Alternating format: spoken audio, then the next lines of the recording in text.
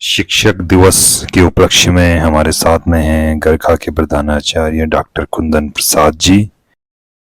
Sir, आपको शिक्षक दिवस की बहुत बहुत शुभकामनाएं हैं। शिक्षक दिवस की आपको भी बहुत बहुत बधाई। धन्यवाद। इस विद्यालय में 18 साल पूरे होने को हैं, तो आपका अनुभव कैसा रहा सर इस विद्यालय में? बहुत अच्छा। जी और श्री हरीश कापड़ी जी, अंग्रेजी प्रवक्ता। आप लोगों को बहुत बहुत शुभकामनाएं। जितने भी शिक्षक मेरी आवाज़ सुन रहे हैं, आप सभी को शिक्षक दिवस की ढेर सारी शुभकामनाएं। बहुत बहुत धन्यवाद सर, आपका हमें आशीर्वचन प्राप्त हुआ। और अब आज का जो कार्यक्रम है शिक्षक दिवस का GIC गरखा में इस सभागार के अंदर होना है, तो सभागार में भी दिखा लीजिए आप। जी इस सर। तरह से बच्चों ने डेकोरेट किया हुआ है। ठीक है सर। और आज स्टार्टिंग के 4 पीरियड में सीनियर क्लासेस के बच्चे टीचिंग कर रहे हैं। चंचल का विशेष क्या होता है? समतल का, घना का, बच्चों ने काफ़ी अच्छा डेकोरेशन किया हुआ है हॉल में। यहाँ पर टीचर्स डे का इवेंट अभी स्टार्ट होगा और पीछे भारत माता और सरस्वती माता की फोटो लगी हुई है। जर्रा का मीनिंग बताओ। ईसा का,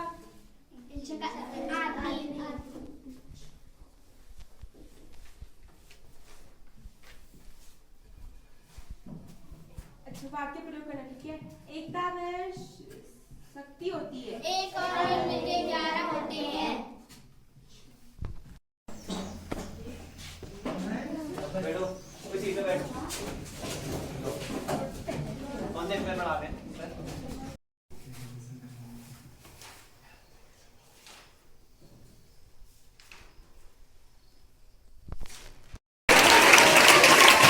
अब इवेंट स्टार्ट हो चुका है और स्टाफ के सभी मेंबर्स आ गए हैं और उनकी सीटिंग अरेंजमेंट की व्यवस्था यहाँ पर की जा रही है। अब सभी बैठ गए हैं, अब कार्यक्रम स्टार्ट होगा।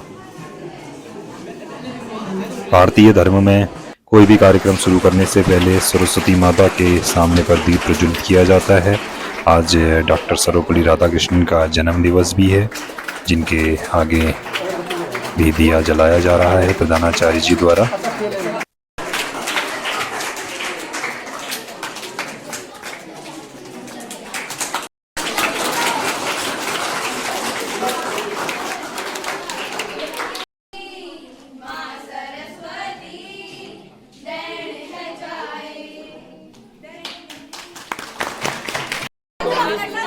पूरे विद्यालय के बच्चों द्वारा यहाँ पर केक भी मंगाया गया है, जिसको कि अब हम कट करेंगे। और मेरे साथ में आ गए हैं श्री हरीश कापड़ी जी, जो कि मेरे साथ में ही नियुक्त हुए हैं GIC गरखा में।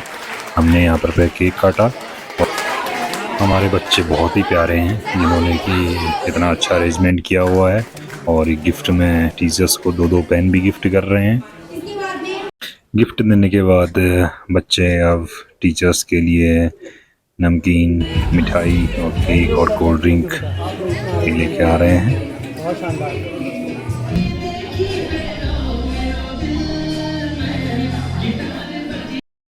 पावन प्रांगण में स्थित राजकीय इंटर कॉलेज गरखा के इस सभागार में उपस्थित परम श्रद्धेय प्रधानाचार्य महोदय, सम्मानित अध्यापकगण, अध्यापिकाएं और प्यारे बच्चों,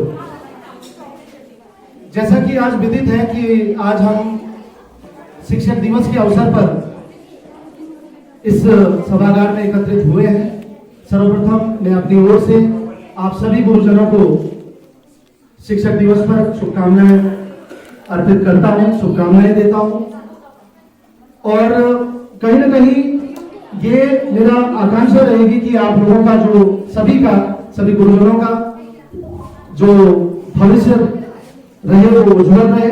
जिस तरह से आपने शिक्षा की अलग आप लोग जगाते रहे हैं और ये अखंड तरह से आगे भी इसी प्रकार आप लोग शिक्षा की अलग जगाते रहेंगे, ये मुझे आशा और पूर्ण विश्वास है, क्योंकि इतने अनुभवी शिक्षकों का हमें यहाँ पे मार्गदर्शन प्राप्त हुआ है। तो बेटा, जैसा कि आज शिक्षक दिवस जो मनाया जाता है वो हमारे देश के दूसरे राष्ट्रपति डॉक्टर सर्वपल्ली राधाकृष्णन जी की आज जयंती भी है। अभी मैं कुछ ज्यादा बातें तो नहीं कहूंगा, लेकिन डॉक्टर सर्वपल्ली राधाकृष्णन के जीवन की कुछ उनके जीवन परिचय को यहाँ पे प्रस्तुत करने का मेरा एक सूक्ष्म प्रयास रहेगा। यहाँ पे हमारे ये जो डॉक्टर सर्वपल्ली राधाकृष्णन जो हमारे पहले उपराष्ट्रपति थे और दूसरे द्वितीय डॉक्टर राजेंद्र प्रसाद के बाद द्वितीय राष्ट्रपति के रूप में आप हमारे बीच रहे। डॉक्टर सर्वपल्ली राधाकृष्णन का जन्म तमिलनाडु प्रांत के एक छोटे से गांव तिरुमनी में बेटा हुआ था। सन 1888 5 सितंबर को यानी आज ही के दिन 5 सितंबर 1888 को तमिलनाडु के एक छोटे से गांव तिरुमनी में इनका जन्म हुआ। एक ब्राह्मण परिवार में इनका जन्म हुआ था और पिता जो थे उतनी माली हालत उतनी अच्छी नहीं थी राधाकृष्णन जी की, लेकिन उन विषम परिस्थितियों का सामना करते हुए भी भारत के सर्वोच्च पद पर आसीन होना ये कहीं ना कहीं दर्शाता है कि राधाकृष्णन जी का कितना बड़ा योगदान यहाँ पे होगा, किस तरह का उनका योगदान रहा। डॉक्टर सर्वपल्ली राधाकृष्णन एक कुशल दार्शनिक, फिलोसोफर, एक शिक्षक, लगभग 40 वर्षों तक इन्होंने शिक्षण कार्य किया था। फिलोसॉफी के असिस्टेंट प्रोफेसर के रूप में मद्रास यूनिवर्सिटी में भी इनको सेवा का अवसर मिला था। 1902 में मैट्रिक की परीक्षा राधाकृष्णन जी के द्वारा उत्तीर्ण की गई और उसके बाद हायर एजुकेशन के लिए डॉक्टर राधाकृष्णन मद्रास चले गए, जहां पे इन्होंने अपना उच्च शिक्षा प्राप्त की और दर्शन शास्त्र में रिसर्च शोध इनके द्वारा किए गए थे। एक कुशल दार्शनिक, जैसा कि मैंने शुरू में स्टार्टिंग में भी आपको बताया कि जब जब डॉक्टर सर्वपल्ली राधाकृष्णन की बात आएगी तो दर्शन शास्त्र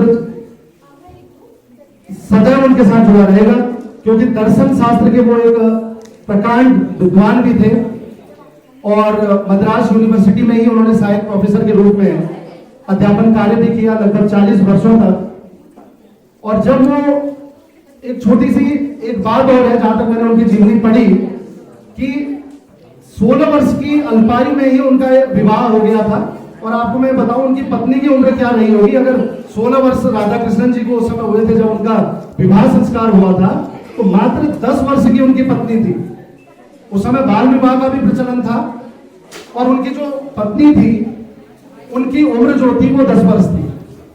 और उसके बाद भी उन्होंने अपनी पढ़ाई, विवाह संस्कार के बाद भी अपनी जो पढ़ाई है वो जारी रखी। दर्शन शास्त्र में महत्वपूर्ण शोध कार्य उनके द्वारा किए गए और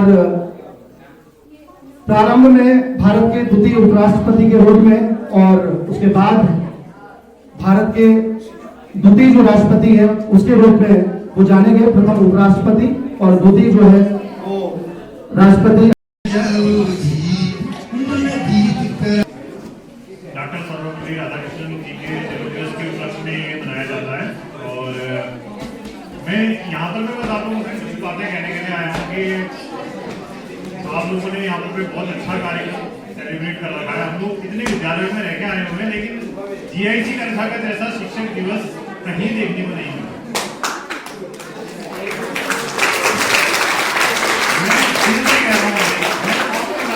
बहुत अच्छा कार्यक्रम आप लोगों ने करा, बहुत ही अच्छा कार्यक्रम था। और हमारे आप लोगों के लिए एक जो भी फीलिंग्स रहेंगी या हम जो भी काम करेंगे आप लोगों के लिए हम बहुत अच्छे से अच्छा करने की कोशिश करेंगे। मैं परसों भी मैंने बाबर नीति और इसमें बोला था कि आप लोगों को एक अच्छा नैतिक इंसान बनाने की पूरी कोशिश करेंगे पूरा। और इसके लिए इस कार्यक्रम के लिए आप लोगों का बहुत बहुत दिल से धन्यवाद है कि आप लोगों ने शिक्षकों के सम्मान में आप लोगों ने इतना अच्छा कार्यक्रम रखा। और आशा करता हूँ कि आप लोग इससे अच्छा अपने जीवन में कुछ और करेंगे कि आप लोगों ने टीचर्स के लिए जो भी यहाँ पे कर रखा है उनके सम्मान में ना अपने जीवन में भी इसी तरह से बहुत अच्छा काम करेंगे वो, ठीक है। और बेटा एक शिक्षक होने के नाते मैं आप लोगों से एक बात बोलना चाहूंगा, ठीक है नहीं बेटा, शिक्षक का सम्मान करना अपने आप में बहुत जरूरी है, ठीक है। और एक बात बताता हूँ बेटा, जैसे आप लोगों ने उसका नाम सुना होगा ना, एकलव्य का।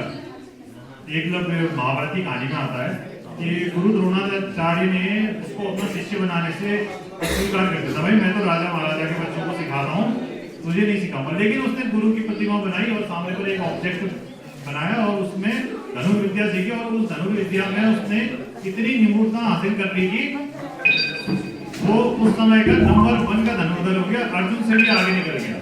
अर्जुन को बोला जाता है कि धनुष बाण बहुत अच्छे चलाता है वो, लेकिन एकलव्य उससे भी अच्छा धनुष बाण चलाने लगा। लेकिन गुरु द्रोणाचार्य ने अर्जुन से वादा किया था कि भाई तू धनुर्विद्या सबसे नंबर 1 की करेगा। लेकिन अर्जुन कहता है गुरु जी मैं तो फेल हो गया, आपकी मूर्ति बनाकर जो आदमी सीख गया, समझ रहे नहीं। द्रोणाचार्य की मूर्ति सामने पर बनाई और उनको प्रणाम करा और उनसे एक एप्रिसिएशन लिया मनी मन, मतलब कि मन से वो इज्जत करने लगा उनकी, ठीक है नहीं। गुरु ने तो नहीं माना भाई उसको, गुरु ने नहीं माना। गुरु ने क्या कहा, तू मैं तेरे को नहीं बना रहा था, तू नहीं है मेरा शिष्य बनने लायक, तू गरीब है, ऐसे वैसे करके जो भी उसको मना कर दिया, ठीक। लेकिन उसने मनी मन भाई ऐसा उसने उनको अपना गुरु माना कि और वो बहुत आगे निकल गया, ठीक है। मैं आप लोगों से यही चीज कहना चाहूंगा बेटा, लास्ट में 1 मिनट, एक लड़के दांत बहुत अच्छे चमक रहे हैं तेरे। कभी भी अगर दुनिया में कुछ अच्छा करना है तो अपने टीचर्स को दिल से रिस्पेक्ट करना, ठीक है, समझ रहे हो ना, दिल से इज्जत करना। वो गुरु आपको पढ़ाए या ना पढ़ाए, ठीक, आप वैसे ही होशियार हो जाओगे। मेरा रियल एक्सपीरियंस है, मतलब कि मैंने देखा है, मतलब कि अपने प्रोफेसर्स को डिग्री कॉलेज में कभी कोई बच्चे जैसे कहते थे या सीनियर्स कहते थे ये पढ़ाते नहीं है सर, अच्छा नहीं पढ़ाते हैं ऐसे, लेकिन हमने भाई उनको दिल से अपना गुरु माना, दिल से गुरु माना, तो भाई हमने वो क्लास पास आउट कर ली जो कि नहीं हो सकती थी, मतलब शायद हमारी पढ़ाई उस लेवल की नहीं थी या हम उतना नहीं पढ़ते थे, लेकिन उस गुरु को हमने उतना रिस्पेक्ट करी, उस गुरु को हमने अपने दिल से माना कि भाई ये गुरु बहुत ऊपर है, ये गुरु बहुत अच्छे हैं। तो उन्होंने हमें जो पढ़ाया वो तो हमने सीखा ही, और जो नहीं पढ़ाया वो भी हमने बहुत अच्छे से सीखा, ठीक है नहीं। मेरा रियल टाइम एक्सपीरियंस है। अब ये एकलव्य तो एक स्टोरी में आता है, लेकिन रियल टाइम में ये है कि भाई गुरु को आप मानो, ठीक है नहीं। ये कभी दिल में मत लेना कि भाई ये नहीं पढ़ा। अगर आपने दिल में ले लिया कि ये सर अच्छा नहीं पढ़ाते, मैं अच्छा नहीं पढ़ाती, तो आपको मैं कह रहा हूँ कभी वो कितना अच्छा पढ़ा ले भाई आपको समझ में नहीं आएगा, ठीक है। आप लोगों ने दिल से उनकी रिस्पेक्ट करनी है और अपने मनी मन ये सोचना है कि भाई ये अच्छा पढ़ाते हैं, और जो समझ में नहीं आ रहा बेटा मिलो, पूछो और आप लोग वो चीज प्राप्त करोगे, ठीक है नहीं। मेरी बात आप लोगों को समझ में आई होगी। बहुत बहुत धन्यवाद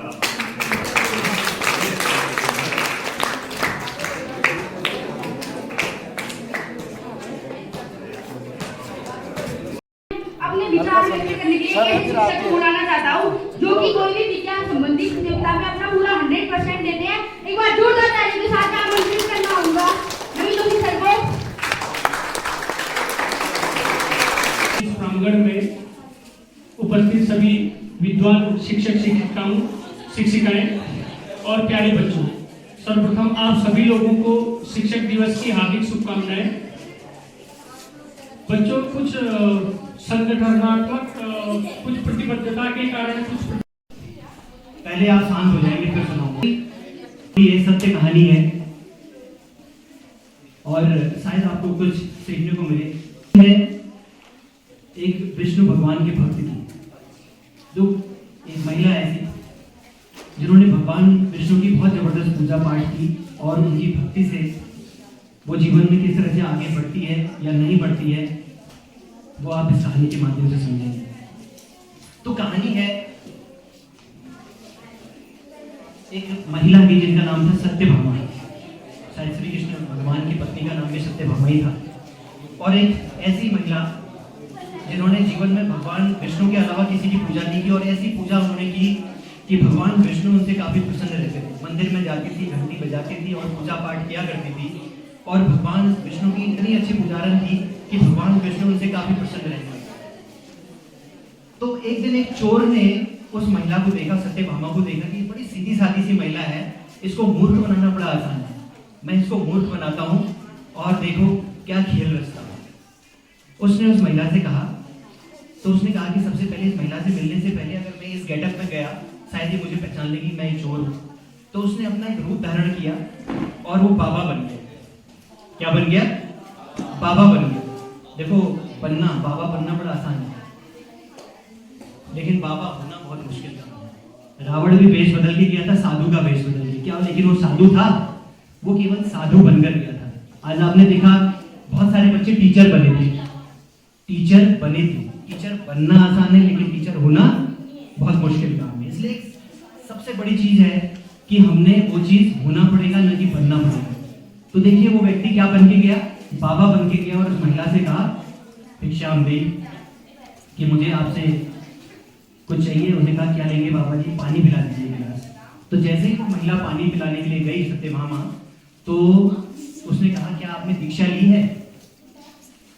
तो उसने कहा नहीं दीक्षा तो मैंने नहीं ली है, उसके लिए तो गुरु चाहिए, तो गुरु आप ही बन जाइए।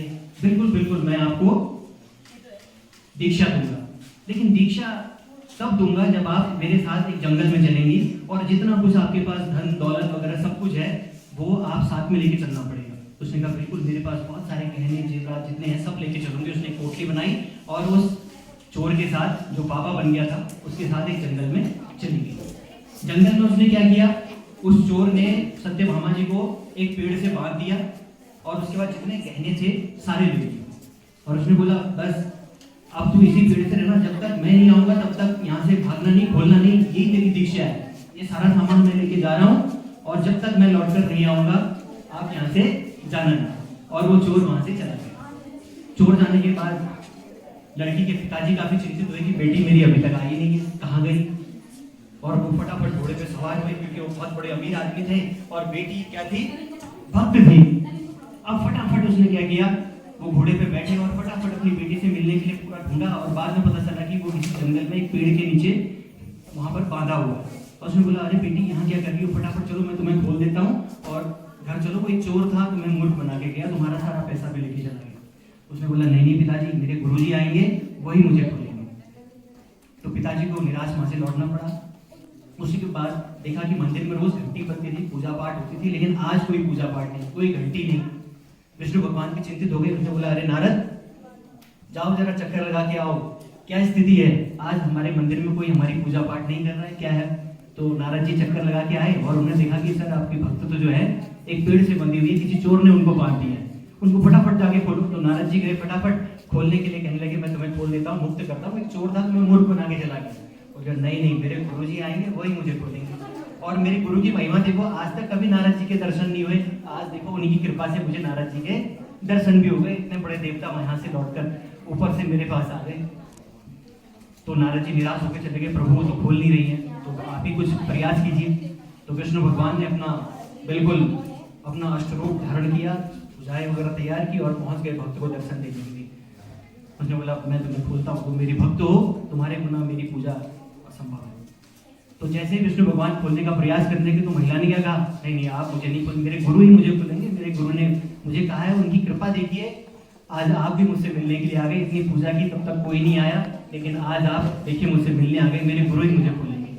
विष्णु भगवान अपने धाम लौटे, उन्होंने कहा भाई ढूंढो भाई उसके गुरु को फटाफट, किसी भी कीमत में।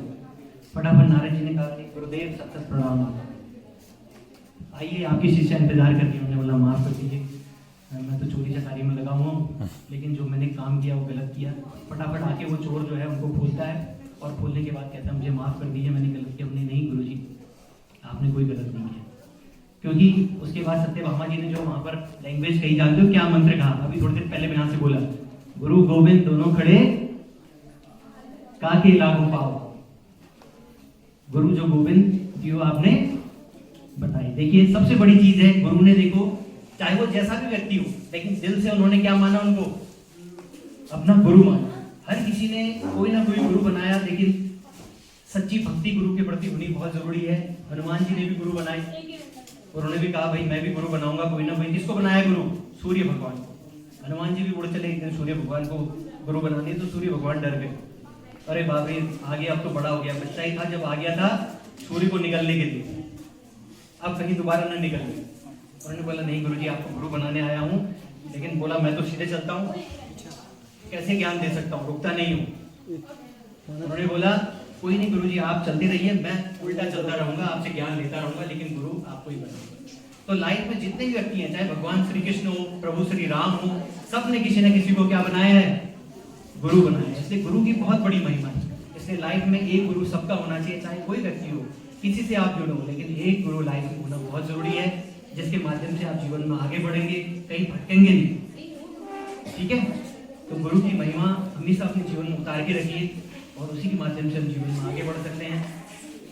तो इसके साथ मैं यही कहना चाहूँगा प्यारे बच्चों, अच्छे संस्कार अपने जीवन में उतारिए, आगे बढ़िए, अपने माता पिता का सम्मान कीजिए, क्योंकि वही सबसे पहले गुरु और सबसे बड़े गुरु है हमारे। शिक्षक जो रात दिन आपको शिक्षा दे रहे हैं जीवन में आगे बढ़ाने के लिए, उनका अनुसरण कीजिए, अच्छी आदतें जीवन में उतारिए। टीचर्स डे का इवेंट अब यहीं पर ही समाप्त होता है और लास्ट में बच्चे यहाँ पर पे खेल लगा रहे हैं। तो गाइस ब्लॉग को यहीं पर ही एंड करते हैं।